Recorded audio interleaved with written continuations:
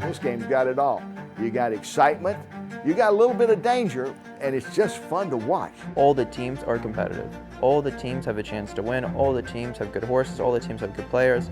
So it makes it where you look, you say, okay, I have to play every game like a final. Game plan in sports is everything. If you don't have a game plan and you pull off a victory, it's just going to be a miracle. You've prepared everything. The horses are ready. You're ready.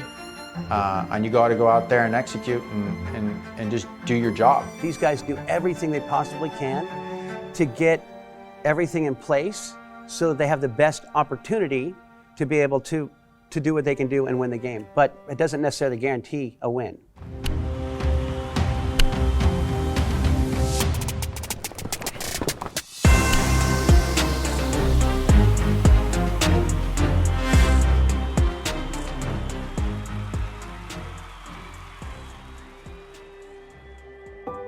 The game starts months, sometimes even years before you even get to the field. From day one till now, I have the same love that I've always had. And it's been one of those sports that gets those teeth in you and gets those claws, and it's an addiction. When you come into a polo season, you've got to map out almost the entire season in some ways. How many horses am I going to bring in? How many are we going to use? I'm going to be with this guy. You know, I used to play against this guy. Now he's my teammate, or now he was my teammate. I'm going against him. You know, things that you don't see in most sports. This game's got it all. You got excitement, you got a little bit of danger, and it's just fun to watch. If you look back at it, America in the 1920s was the mecca for polo, right? We had more polo fields in America than there was football fields or anything else. And it's one of those old school sports. I mean, it's been around for hundreds and hundreds and hundreds of years, and it dates back all the way back to the Persian Empire and in India and all that. It's one of those team sports that you watch it and it catches your attention, or even if you try it for the first time and it grabs your attention, and it's invigorating. I mean, you have horses from all over the world competing against each other, at least here in Wellington, Florida. Polo players have been coming to Wellington, Florida since the 70s, since the early to mid 70s, when the Palm Beach Polo Club first was established and became the winter polo capital of the world.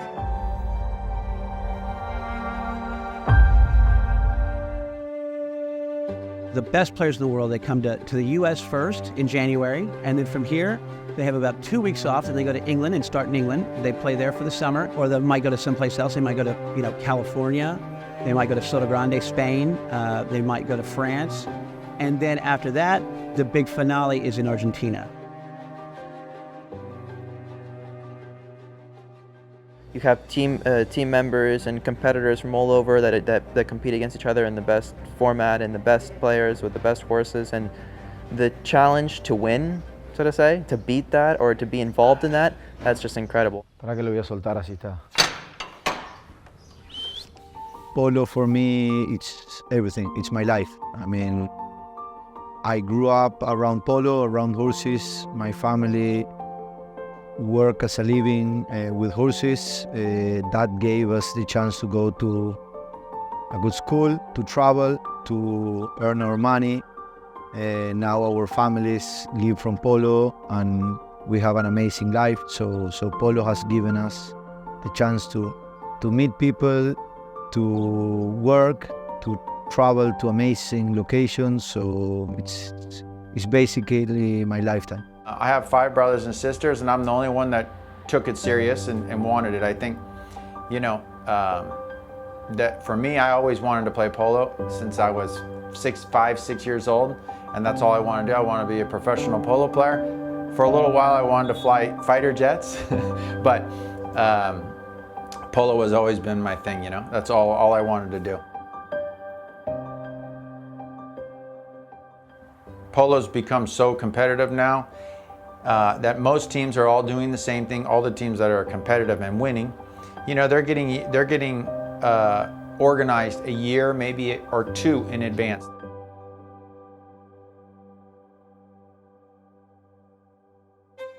The strategy in polo is bigger than the game itself.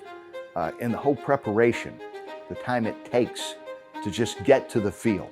The best way to summarize strategy, it would be, horses first, organizing your team second, being the players that you're going to play with, and having a strong organization behind each team is what it takes to win tournaments. First and foremost is horses.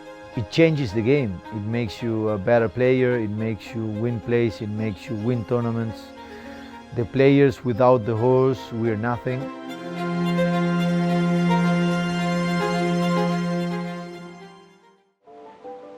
Good sportsmanship is about respect.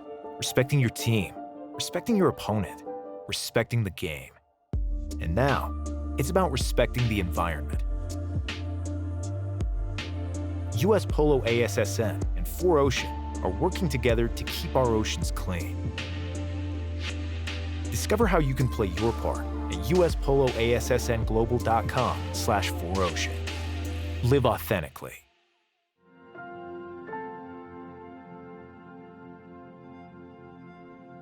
Horses are the #1 name of the game. That's going to determine whether you're going to win or you're going to lose, is who's got the best horses. Especially when you get to the top levels of the game.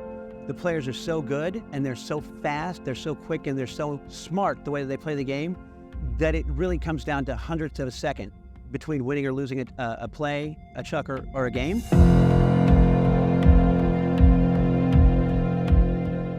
I love the horses. I think every player before loving the sport loves the animals. I think we all have a great connection with them. I truly love them. I think they're my passion, and I love spending time in the stables with them. A horse, it's everything for me. It's more than polo. I mean, I spend more time with the horses than with my family, and more time in the barn with the horses, trying to see how I can make them better, or how can I take care of them in a better way, and how to prepare them for a polo match. A polo game is 6 chukkers, with chukkers lasting 7 minutes and 30 seconds. So you need at least 6 horses to play the 6 chukkers, just because of their fatigue. And you know, it's kind of like a basketball game. You don't leave a player in for the full time. You try to let them come out, rest a little bit. Because polo takes so many horses to play the game, and especially the way it's played now, where guys are constantly switching after a couple of minutes of play. They'll play 2 or 3, 4 or 5 horses in a single chukker, a 7.5-minute period. You know, you have to have a lot of top horses, especially at the top levels of the game. You're not just running 1, 2, 3, or 4 horses, you're also running a whole stable of horses. You have to try to get every single one perfect on game day. You're trying to prepare every single one, and they're all their individual athletes. So for me, was a challenge. Some horses have a lot of power, but not a lot of handle. Some horses have a lot of handle, not enough power. You need to match those with your teammates and try to complement each other so you're all not on a powerful horse at the same time. Before every game, we always try to get together, the 4 players on the same team, and put all the horses in the right order so that we each go out at the same chukker. Maybe one of the guys has a horse that's maybe not as fast but has a better handle, and somebody else will try to put a horse that can run a little bit more and maybe doesn't have the handle like the other, but you can kind of complement each other on that chukker and try to be stronger. Building a relationship between the horses and the players is a big thing. I think mainly you just need to spend time with the horses. You need to understand them, you need to understand what their limits and their capabilities are. If you get to know the horse and know when to rest the horse, or when to feed it more or less, or when they need more training or less. Learning that ability when I was young, it gave me the chance to make good horses, to prepare good horses, and to be competitive. They have a big heart when they win plays, when they win the 50-50s, when they win the ride-offs, when they can stop or they can start first than the other horses, when they can turn first for the play, so you can be first on the ball and make your play. The dead run is Yashoa. Yashoa ahead of the pack, nothing between him and the goal but green grass, and Yashoa takes it in for his 2nd goal of the day. Goal number 2 for Eladio Yashoa, and he's finding room out front, and it's Juan Brito's final. From horse racing, the speed of the horses and how close they get, you know, to each other. I mean, they're brushing against each other. And the danger involved, which is the same in horse racing with jockeys, the same with players in polo, you know, there is that adrenaline rush watching it from a fan standpoint and certainly from a broadcasting standpoint. And like I say, the action's nonstop. The polo horses enjoy it 100%. And I think that the really good ones know where to be, they follow the ball. But if they didn't like it, I don't think they'd be doing it. So I think that they enjoy it a lot.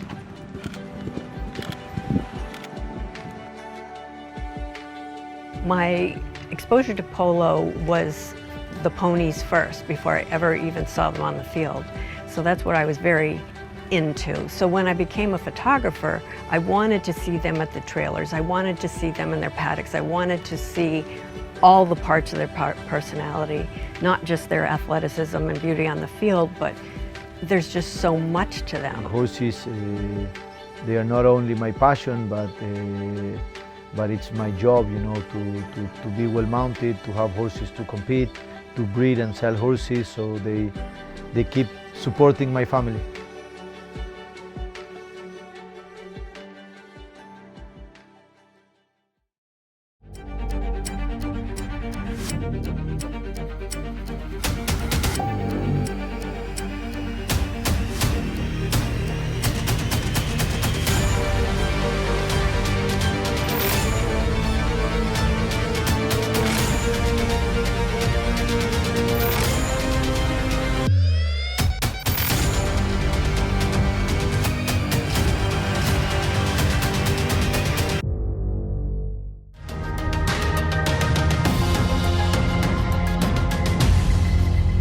It's interesting, you know, with polo because you're constantly changing teams and playing with different players.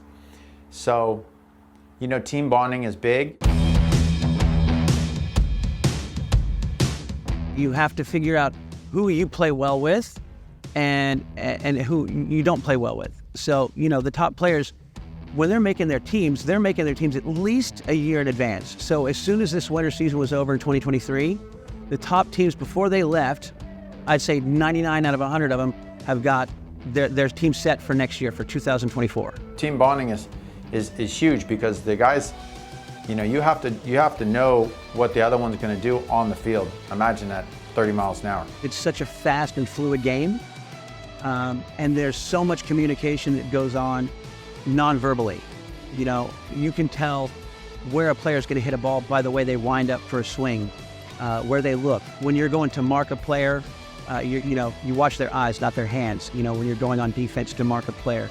And so it's really important on the flip side of that for especially your two strongest players, your pros, to be on the same wavelength. When your head is down, you can't see anything else on the field. You're looking at the ball.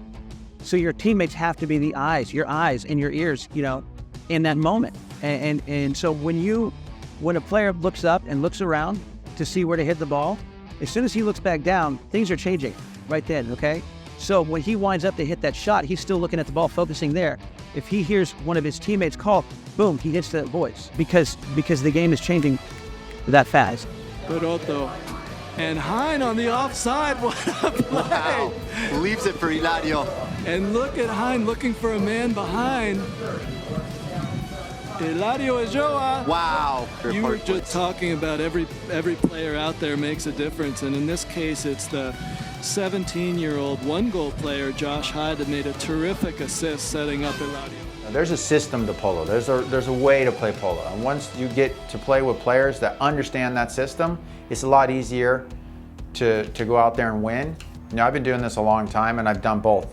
I've had teams where you do a lot of team meetings and we've been successful. And then I've had teams where you don't have that many team meetings, but you hang out with each other a lot and you're still successful. With my team, we're together almost every day. It's something that I really cherish.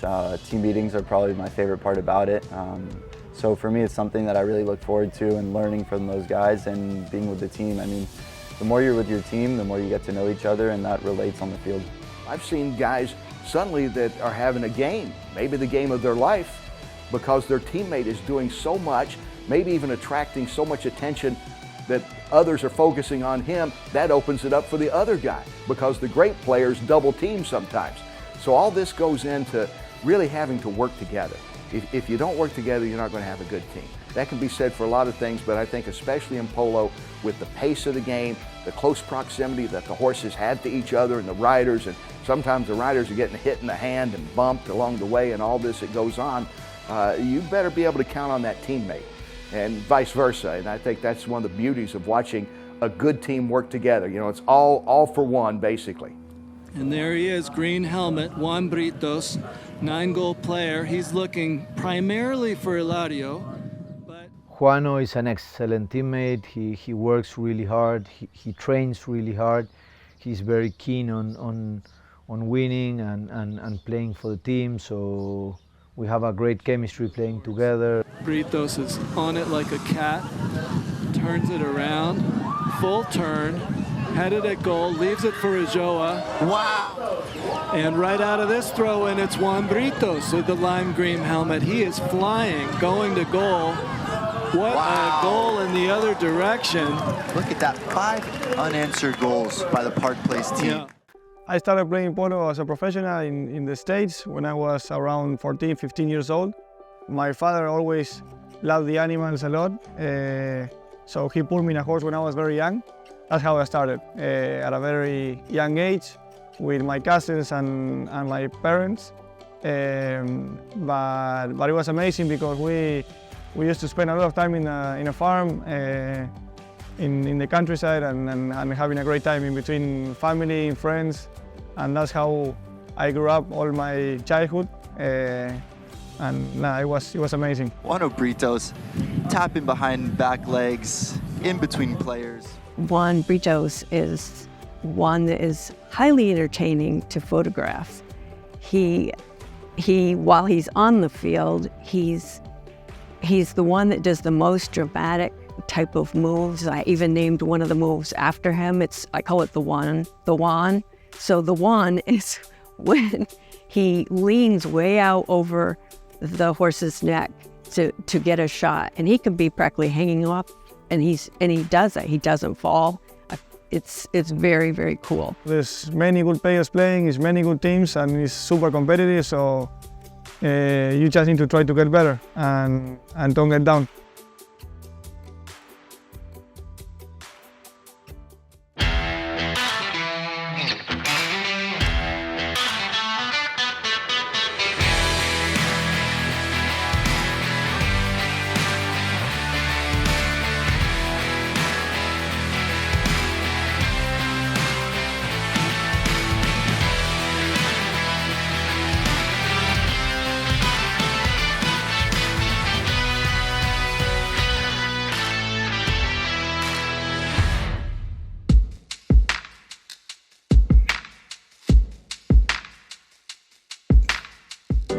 The mark of the best players is they'll bring out the best in their teammates. You know, it's not the job of the lesser player to change the way that they play to match how the better player plays. It's the truly amazing players are the ones that can change how they play to get the best out of their teammates. And at the same goal that Facundo just scored his penalty on. Big neck shot. What a neck shot by Eladio Ulloa, and Juan Britos, an amazing play to get behind Facundo. Superb goal, and again it's Ulloa and Britos combining. Juano, I really enjoy the will to train hard, to be focused, to make it, to win. He's very disciplined in the barn, in the way of taking care of himself, of his horses, thinking of the best for the team. He makes the team try to work harder because he's always giving his best.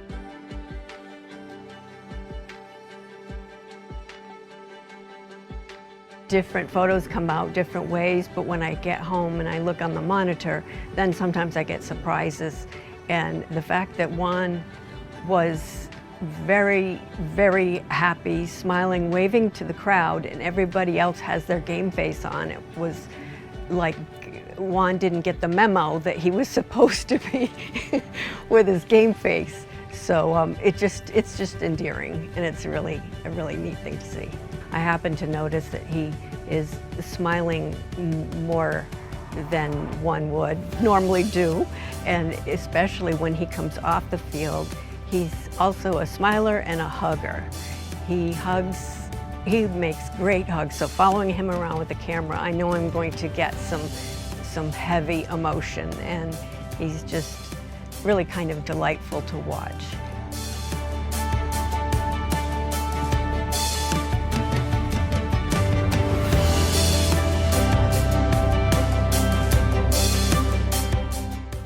The thing that I try the most is to enjoy every day.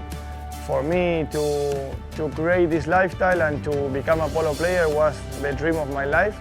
So I enjoy every day, like the first one and the last one. I enjoy a lot being in the stables, spending time with my horses, with my people. I love what I do.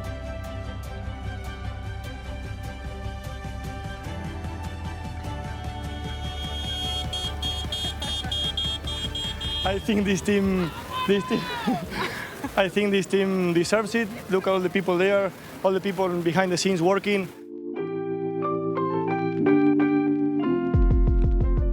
It's also not just the player, but it's the organization behind them. It's their grooms, their managers, their pilots. Pilots being guys that will go and play the horses for the players when they can't play them, or when they have more horses, when they have horses getting ready. It has to do a lot with the grooms too. The very top players have the best grooms in the world, and they know those horses so well that they know what it takes to get each individual horse ready for the game. The grooms, often you'll find some neat moment with a groom and a polo pony, and it just warms your heart. It's just to not have a photo would be sad, because in order to share it with everybody, because people don't get to see these things.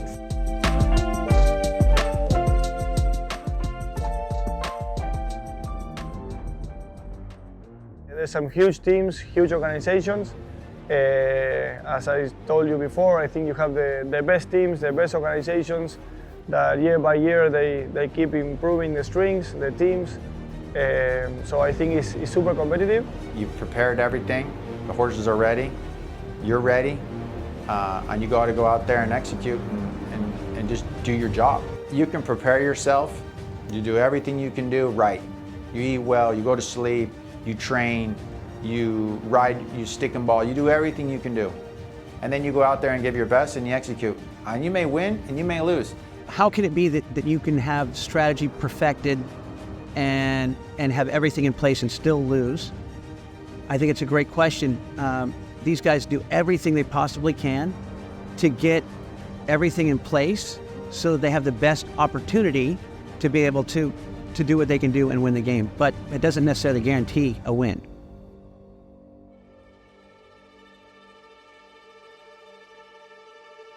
The Westchester Cup is the oldest rivalry in polo. It dates back to 1886. It was a great way to really get everything going. It's kind of like one of those things that I want to go and I want to win it and I want to like put it on my, things that I've accomplished, It's kind of his white whale.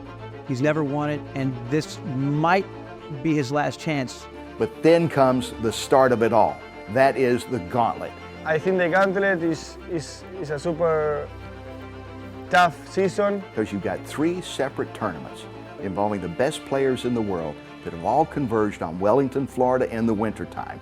I mean, it is the epicenter of the world polo.